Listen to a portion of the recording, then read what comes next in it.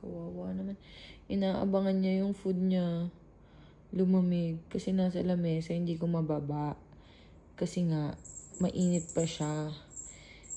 Eh, hindi ko naman alam na gutom na pala siya kasi dinadiet ko nga.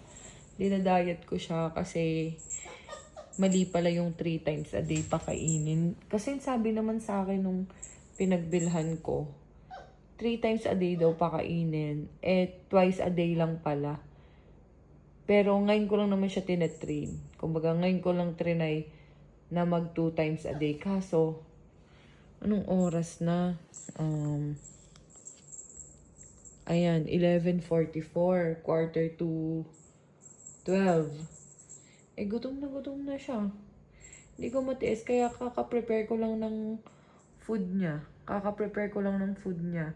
And kasi sa mainit na tubig ko binababad para madali lumambot yung ano niya, yung food, yung dog food. Tapos, kapag warm na, hindi yung sobrang lamig. I mean, yung mainit-init pa ng konti pero kayang hawakan.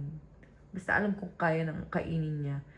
Binababa ko na. Kaso nga, kasi, ang tagal lumamig nung food niya. Kaya kawawa naman.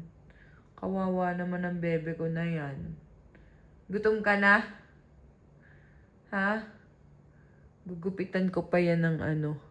Gugupitan ko pa siya ng yung sa mata. Eh, natatakot kasi akong gupitan siya. Baka babulag ko siya. Kaya, saka ko na siya gugupitan. Nakikita pa naman niya ako eh. Napaka-cute naman ng baby ko na yan eh. Gutom na gutom na. Gutom na gutom na ang baby ko.